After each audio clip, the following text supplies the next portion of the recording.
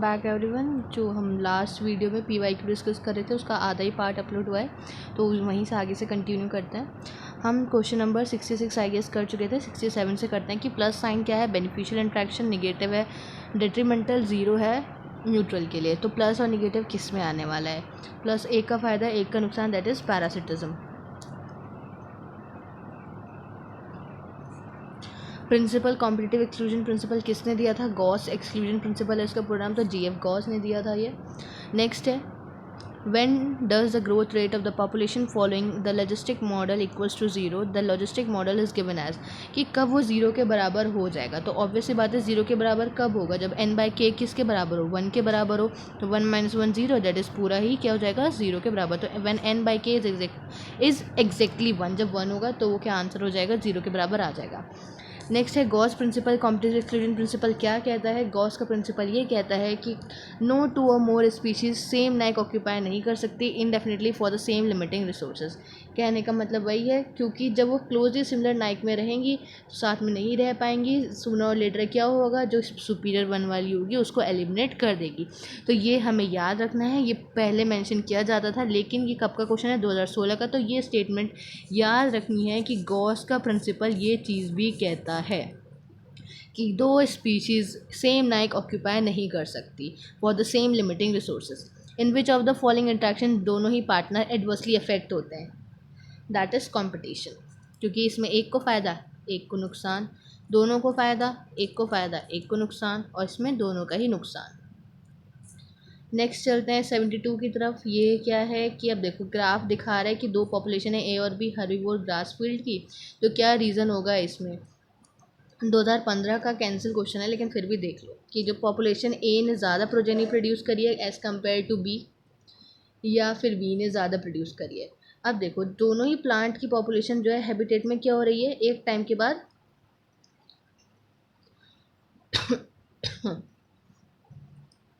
Decrease हो रही है, इंक्रीज़ हो रही है। तो एक की डिक्रीज़ हो रही है, एक की इंक्रीज़ हो रही है। तो किसकी ज़्यादा इंक्रीज़ हो रही है? इसने कम्पीट करा और इसने अपनी पॉपुलेशन बढ़ा ली और ए की घट गई। तो population B competed more successfully for the food than the population A, उसने ज़्यादा अच्छे से कम्पीट करा। अब चलते हैं फिर से वही डार्विन का जो ऑर्गेनिक इवोल्यूशन था, क्यों था वो, किसकी वजह से था वो, उनका कहना क्या था कि जो इंटर स्पेसिफिक कंपटीशन है वही उसका मेन रीज़न है। किस चीज़ के लिए? उनके ऑर्गेनिक इवोल्यूशन का। ये लाइन भी हमने पढ़ी है, NCERT की लाइन है ये। बिसाइड पेडीफील्ड साइनोबैक्टीरिया कहाँ पाए जाते हैं? ये भी पुराना है। कहाँ मिलते हैं? साइकस में मिलते हैं। हम वही क्वेश्चन देखते हैं, ये सब पुराने हैं थोड़े, लेकिन चलो कर ही लेते हैं। एक जो सीडेंट्री सी एनिमोन है, अब एक हेरमिट क्रैब पे अटैच हो जाता है, ये किसका एग्जाम्पल है? बताओ, सोच के बताओ क्या एग्जाम्पल होगा इसका। ये भी कमेंसलिज्म का एग्जाम्पल। अब तुमने पढ़ा ही नहीं है ये चीज़ तो क्या पता होगी, कोई नहीं, क्योंकि ये सब पुराना है।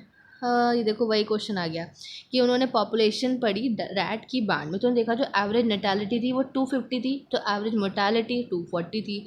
इमिग्रेशन 20 को हुआ, एमिग्रेशन 30 को हुआ। तो जो कंट्रीब्यूट करता है दैट इज़ बर्थ रेट और साथ में इमिग्रेशन, मतलब ये कंट्रीब्यूट करा। माइनस कौन करने वाला है? इफेक्ट कम कौन करेगा? Mortality that is 240 plus emigration 30 का। ये कितना बेटा? टोटल 250 + 20 270, माइनस इधर भी 270, तो उसकी पॉपुलेशन डेंसिटी पे कोई असर ही नहीं पड़ा, दैट इज़ 0। 76 का आंसर क्या हो जाएगा? बी, 0। एज पिरामिड जो ब्रॉड बेस है क्या इंडिकेट करेगा? यंग इंडिविजुअल की परसेंटेज वहाँ पे ज़्यादा होगी, क्योंकि वो क्या होते थे, प्री रिप्रोडक्टिव वाला ज़्यादा होता था, तो higher percentage of the young individuals. कसकटा किसका एग्जाम्पल है? कसकटा एग्जाम्पल है हमारा एक्टोपैरासिटिज्म का। हमने ये सब पढ़ा है, ये तो NCERT की लाइन है। 79 which type of human population represented by the following age pyramid. ये एज पिरामिड कौन सी दिखा रहा है? ये NCERT में साथ दिया हुआ है। जब ऐसी शेप आती है जहाँ पे प्री रिप्रोडक्टिव कम है, रिप्रोडक्टिव से ज़्यादा, पोस्ट रिप्रोडक्टिव और कम, दैट इज़ डिक्लाइनिंग पॉपुलेशन। कौन सी फॉलोइंग जो इसमें से कैटेगरी है वो पैरासाइट के लिए ट्रू है? फीमेल एनोफिलिस बाइट करती है, सक करती है, वो पैरासाइट है? नहीं, हमने पढ़ा है वो वेक्टर का काम करती है। ह्यूमन फीटस डेवलप कर रहा है, यूट्रस के अंदर नरिशमेंट ले रहा है, तो क्या है? पैरासाइट है वो? नहीं। Head loves living on the human scalp as well as laying egg on the human hair, या फिर cuckoo lays egg in its crow nest। अब सोच के बताओ इनमें से कौन सा आंसर होगा। देखो पैरासिटिज्म क्या था, जहाँ पे एक ऑर्गेनिज्म किसी के ऊपर रह रहा है, या तो वो एक्टोपैरासाइट हो या एंडोपैरासाइट हो, तो इससे और उससे न्यूट्रिएंट ले रहा हो। तो यहाँ पे क्या है, जो हेड लाउस ये होती है ह्यूमन स्केल पे रहती हैं, वो क्या लेती हैं, ह्यूमन का नरिशमेंट भी लेती हैं, अपना एग भी ले रही हैं, तो इसका तो फ़ायदा हो रहा है और उस वाले का नुकसान हो रहा है। दैट इज़ पैरासिटिज्म के लिए ये वाली स्टेटमेंट ट्रू है। फिर चलते हैं, जो लॉजिस्टिक पॉपुलेशन है हमारी, ग्रोथ को किस इक्वेशन से रिप्रेजेंट किया जाता है। मैंने कहा था ये PYQ आता है, dN/dt is equals to RN/K-N। कौन सा आंसर जाएगा इसका, सोच के बताओ। dN/dt, देखो यहाँ dt/dN है, गलत है। यहाँ dN/dt है लेकिन RN है, ये लॉजिस्टिक के लिए नहीं था, एक्सपोनेंशियल के था। यहाँ dN/dt है, यहाँ dN/dt, ठीक है। यहाँ R/N है, यहाँ R/N है। N/K होता था, नहीं, K-N/K, तो इसका आंसर जाएगा B। कौन सी इसमें से, अब नेक्स्ट क्वेश्चन पे लेते हैं, विच of the following the most appropriately defined, किस चीज़ को अच्छे से एकदम डिफाइन किया गया है। Host is an organism which provide food to another organism. Host वो होता है जो एक ऑर्गेनिज्म को खाना प्रोवाइड करे। एमेंसलिज्म एक रिलेशनशिप है जहाँ पे एक स्पीशीज़ को बेनिफिट होती है और दूसरी अनअफेक्टेड रहता है। नहीं, एमेंसलिज्म में क्या था, एक का नुकसान और दूसरा अनअफेक्टेड। फिर है प्रीडेटर इज एन ऑर्गेनिज्म जो कैच और किल करता है दूसरे ऑर्गेनिज्म को अपने फूड के लिए। ये बात सही है, प्रीडेटर यही काम करता है, शिकार करता है। पैरासाइट एक ऑर्गेनिज्म है जो हमेशा इनसाइड ही रहता है, नहीं, वो आउटसाइड भी रहता है। एंडो एक्टो दोनों देखें तो इसका आंसर चल जाएगा C। अब ये दो ग्राफ दिए गए कंट्री का, country with a high rate of population growth, उन्होंने कुछ मेजर लिया उस पॉपुलेशन ग्रोथ को कम करने के लिए। फिर दो ग्राफ बनाए, एक A और एक B, 20 साल के डिफरेंस के बीच में। तो A है और ये B है, इधर देखो।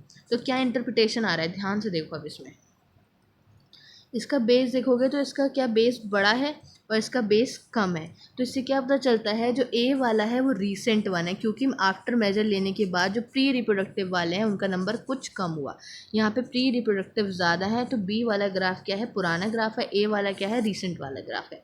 तो क्या स्टेटमेंट चली जाएगी, B is earlier pyramid shows stabilize growth rate. Stabilize तो नहीं है, ग्रोथ एक्सपेंड कर रही है उसकी, लेकिन अर्लियर है, ये बात सही है। लेकिन दूसरी बात गलत है, बी मोर रिसेंट है, नहीं, रिसेंट तो नहीं है।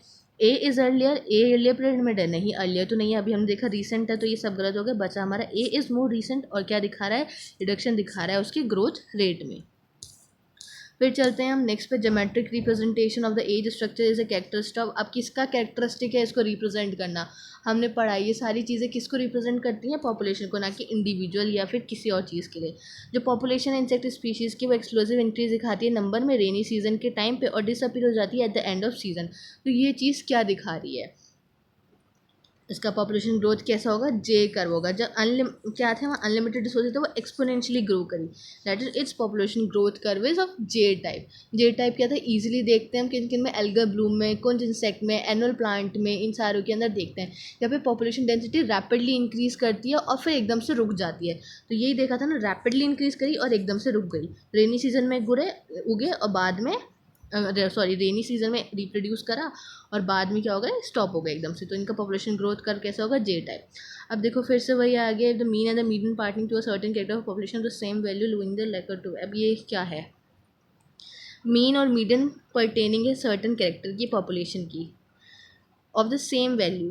तो ज़्यादा इसमें क्या होगा, अब देखो मीन और median pertaining to a certain character population same value, a normal distribution most likely to occur. इसका मतलब होता है कि जब एक मीन है और मीडियन बीच की वैल्यू और दोनों ही सेम है, जब मीन और मीडियन सेम हो तो एक नॉर्मल डिस्ट्रीब्यूशन आता है। ये भी पुराना है, छोड़ो, वैसे नहीं आएगा, लेकिन फिर भी मैंने समझा दिया। जब मीन, ये याद रखो, मीन होता है एक पर्टिकुलर की तरफ जाना है, मीडियन होती है बीच की value.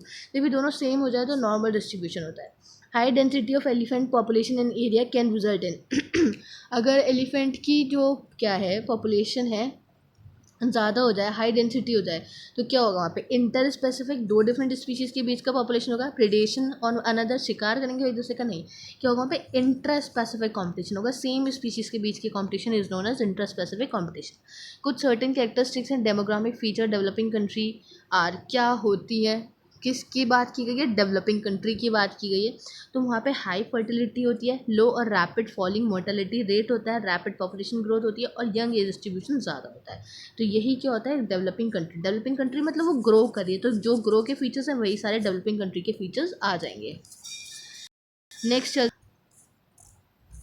What is the key stone species. अब की स्टोन स्पीशीज़ क्या होती हैं, तो जो कीस्टोन स्पीशीज़ का मतलब है बहुत ही इंपॉर्टेंट स्पीशीज़ किसी भी कम्युनिटी में, उनका बहुत ज़्यादा इन्फ्लुएंस होता है उस कम्युनिटी पे। तो अ स्पीशीज़ विच मेकअप ओनली ए स्मॉल प्रोपोर्शन, जो एक छोटा सा प्रोपोर्शन बनाएगी, लेकिन जो उसका टोटल बायोमास होगा कम्युनिटी का, उसका ह्यूज इम्पैक्ट पड़ेगा उसकी ऑर्गेनाइजेशन पे। पहला ऑप्शन ये हुआ। फिर एक कॉमन स्पीशीज़ जिसका बहुत सारा बायोमास है लेकिन उसका लो इम्पैक्ट है नहीं। अभी मैंने बताया की स्पीशीज़ वो हैं जिनका बहुत ज़्यादा इम्पैक्ट पड़ने वाला है। फिर आया रेयर स्पीशीज़, मिनिमल इम्पैक्ट नहीं, ये भी गलत हो गया। डोमिनेंट स्पीशीज़ जो कॉन्स्टिट्यूट करती है लार्ज प्रोपोर्शन और बायोमास से अफेक्ट करती है दूसरी स्पीशीज़ को नहीं। और ये और होता है कि स्पीशीज़ का इम्पैक्ट ज़्यादा होता है लेकिन ये स्मॉल प्रोपोर्शन बनाती है, बहुत कम प्रोपोर्शन में पाई जाती है। इसका आंसर जाएगा ए, स्पीशीज़ जो स्मॉल प्रोपोर्शन में रहे of the total biomass community का, लेकिन उसका बहुत ज़्यादा इम्पैक्ट होता है उस ऑर्गेनाइजेशन पर सर्वाइवल के लिए। कीस्टोन स्पीशीज़ मतलब बहुत आवश्यक है, जो है तो बहुत ज़रा सी लेकिन उसके बिना वो चीज़ नहीं चल पाए, दैट इज़ कीस्टोन स्पीशीज़। अगर इनका रिमूवल कर दें तो डिस्ट्रप्शन हो जाएगा, पूरी कम्युनिटी का फंक्शन डिस्टर्ब कर जाएगा।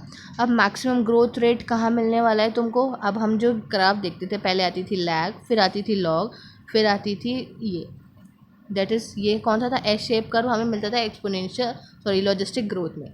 तो मैक्सिमम ग्रोथ रेट कहाँ मिलेगा तुमको? ये लॉजिस्टिक लेता, अब देखो स्टेशनरी में मिलेगा, सेनेसन में मिलेगा, लैग फेज में मिलेगा या एक्सपोनेंशियल? नाम से समझ आ रहा है एक्सपोनेंशियल में मिलेगा। माइक्रोरेजा किसका एग्जाम्पल है? हमने माइक्रोरेजा म्यूचुअलिज्म में पढ़ा है, पैरासाइट्स में पढ़ा है, किस में पढ़ा है? हमने इसको म्यूचुअलिज्म में पढ़ा है, सिम्बायोट की फॉर्म में पढ़ा है, लेकिन ये जो एग्जाम्पल है एग्जिस्टेंस होती है यहाँ पे हायर प्लांट्स हाइफर के साथ मिलता है, तो इसमें म्यूचुअली बेनिफिट हो रहा है दोनों का, तो ये सिम्बायोटिक रिलेशनशिप होती है। तो म्यूचुअलिज्म को हम सिम्बायोटिक रिलेशनशिप भी कहते हैं। फिर है दो अपोजिट फोर्सेस ऑपरेट कर रही हैं ग्रोथ के लिए, डेवलपमेंट के लिए, एवरी पॉपुलेशन, कुछ one of them is related to ability to reproduce at a given rate, the force is opposite to it is called. एक फोर्स रिलेटेड है उसके रिप्रोडक्शन से और तो दूसरी क्या होगी? अब इसमें दिमाग लगाओ, हमने दो चीज़ें पढ़ी थी कि जो भी ग्रोथ होती है एक तो उसको फेवर कर रही है और दूसरी चीज़ है जो उसको अपोज करेंगी। तो क्या थे उसके फैक्टर्स थे, तो क्या चीज़ अफेक्ट कर सकती है यहाँ पे उसको? उसके environmental factor. The environmental factor जो चेक करते हैं ग्रोथ पॉपुलेशन के साइज़ को, ये उस पर एक चेक की तरह काम करते हैं कि उसको कंट्रोल करके रखेंगे। Which type of association is found in between the entomophilous flower and the pollinating agent? अब ये क्या होते हैं एंटोमोफिलस फ्लावर और पॉलिनेटिंग एजेंट के बीच में कौन सी रिलेशन मिलती है? इनके बीच में को इवोल्यूशन मिलता है। अब देखो को इवोल्यूशन क्या है, ये इंटर स्पेसिफिक होता है। अभी हमने पढ़ा था, जैसे कि हमने कहाँ देखा था, फिग और यूका में, फिग प्लांट में और वास्प में देखा था। तो ये जो रिलेशनशिप होता है ना, ये क्या होता है कि यहाँ पे जो एजेंट है वो को म्यूचुअलिज्म दिखाते हैं, को इवॉल्व करते हैं साथ में, एक दूसरे पे डिपेंड करते हैं। वो इंसेक्ट क्या करवाएगा, उसका पॉलिनेशन कराएगा, और इंसेक्ट किस पे डिपेंड करने वाला है? फूड पे डिपेंड करने वाला है, जो उसको कौन प्रोवाइड कराएगा? प्लांट।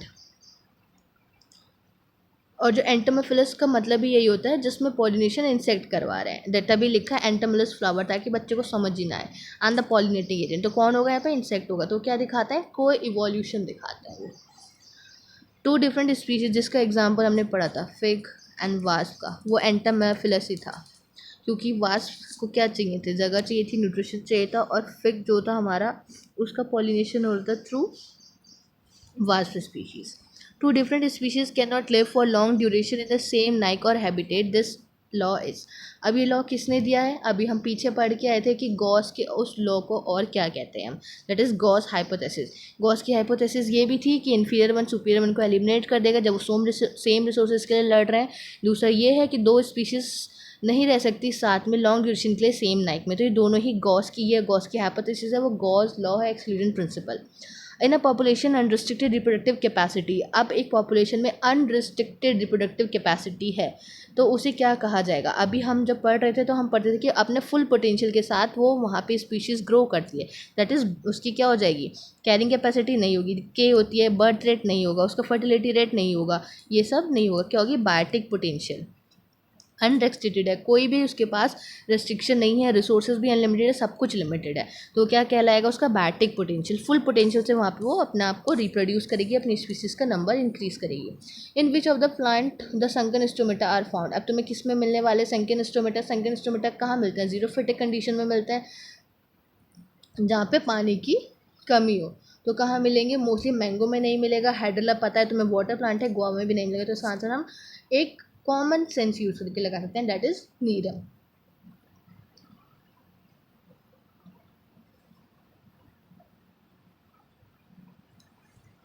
ये क्योंकि एक जीरोफिटिक प्लांट का एग्जाम्पल है। An interesting modification of flower shape for the insect pollination occur in same orchid, ये हमने पढ़ा है। इसे क्या बोलते हैं हम? सूडो पॉलिनेशन बोलते हैं। वही है उसका एग्जाम्पल जो लास्ट में पढ़ा था, कि वहाँ पे जो फ्लावर है, ऑर्किड फ्लावर अपने आप को कैसे रिप्रेजेंट करता है? फीमेल की तरह, फीमेल बी की तरह। तो मेल उसको समझ के क्या कर लेता है वहाँ पे? सूडो कॉपुलेट करता है, that is pseudo copulation. Abundance of a species population with in its habitat, habitat में किसी स्पीशीज़ की पॉपुलेशन का अबंडेंट में प्रेजेंट होना क्या कहलाएगा? उसकी नाइक डेंसिटी कहलाता है वो। रिलेटिव डेंसिटी नहीं होगी। अब हमें डेंसिटी का मतलब पता है कि कोई चीज़ कितनी है, तो अपनी स्पीशीज़ में उसकी अबंडेंस और हैबिटेट में जहाँ वो रही तो उसकी वो नाइक डेंसिटी होती है। विच of the following pair is correctly match, इनमें से कौन सा करेक्ट मैच है? पैरासिटिज्म किसके बीच होता है? इंट्रा स्पेसिफिक होता है। यूरिकोटेलिज्म कहाँ मिलेगा? एक्वेटिक हैबिटेट में मिलेगा।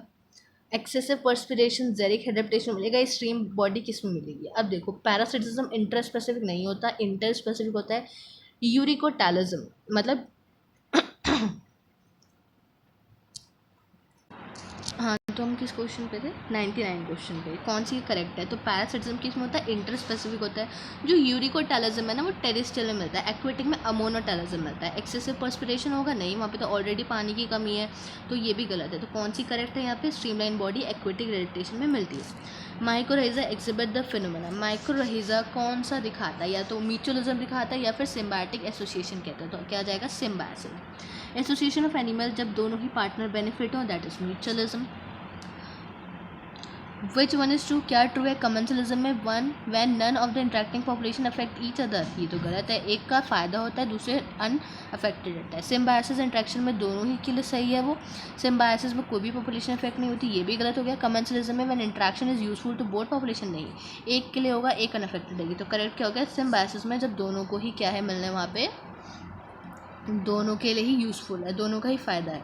The relation between algae and fungi, जो एल्गी और फंजाई है हमने किस में पढ़ा था? उनका एग्जाम्पल भी म्यूचुअलिज्म में पढ़ा था, या फिर सिम्बायोटिक एसोसिएशन। 103 का भी चला जाएगा A option. Mutually beneficial association necessary है सर्वाइवल फॉर बोथ पार्टनर्स, किस में देखने मिलेगा ये हमें? ऑब्वियसली बात है, म्यूचुअलिज्म या फिर सिम्बायोसिज्म। कमेंसलिज्म में एक का फ़ायदा हो रहा था, एक अनअफेक्टेड था, एक का नुकसान हो रहा था। मेंसलिज्म में एक अनअफेक्टेड था। तो बोथ ए एंड बी तो नहीं जाएगा, आंसर सिर्फ जाएगा म्यूचुअलिज्म या फिर symbiosis. Competition for the light, nutrient and space in most severe between, light के लिए, न्यूट्रिएंट के लिए, स्पेस के लिए जो कंपटीशन होगा वो किसके बीच में होगा? Closely related organism different Naik में रह रहे हैं, ये तो बात है सही है कि क्लोज रिलेटेड में होगा, लेकिन डिफरेंट नाइक में तो फिर कंपटीशन कहाँ आएगा? क्लोज रिलेटेड ऑर्गेनिज्म है और कहाँ रह रहे होंगे? सेम नाइक में, तो ये ऑप्शन सही हो जाएगा। तभी तो कंपटीशन होगा ना, जब सेम नाइक में, सेम हैबिटेट में रह रहे होंगे। डिस्टेंटली रिलेटेड में तो होगा ही नहीं, डिस्टेंटली रिलेटेड में नहीं होगा, तो इसलिए ऑप्शन गलत होगा। ये थोड़ा सही बैठता है कि क्लोज रिलेटेड में होगा, लेकिन डिफरेंट नाइक में है, तो इस हिसाब से ये भी गलत हो गया। तो करेक्ट आंसर क्या हो गया? क्लोज रिलेटेड ऑर्गेनिज्म जो सेम एरिया, सेम नाइक में रहते हैं। तो यहाँ पे हमारे इस चैप्टर के ऑर्गेनिज्म एंड पॉपुलेशन के हमने PYQs भी पूरे डिस्कस कर लिए, स्टार्टिंग फ्रॉम 21 टू टिल जहाँ तक गए 1988। कुछ क्वेश्चन जो लगे कि काम के नहीं है वो मैंने छुड़वा दिए। इन केस तुम करना चाहते हो बता देना, मैं उनके आंसर्स प्रोवाइड करा दूँगी, या पूरी ही आंसर की प्रोवाइड करा दूँगी, ताकि तुम एक बार खुद कर सको इसको पूरा। और हम नेक्स्ट वीडियो में मिलेंगे, और इसको दोबारा सॉल्व करके देखना। अगर तुम्हें कोई डाउट आए इसमें दोबारा सॉल्व करते टाइम तो मुझे पूछ लेना, मेंशन कर देना। अब हम नेक्स्ट वीडियो में मिलेंगे नेक्स्ट चैप्टर के साथ, तब तक के लिए thank you and bye bye. और क्वेश्चन प्रैक्टिस ज़रूर करना।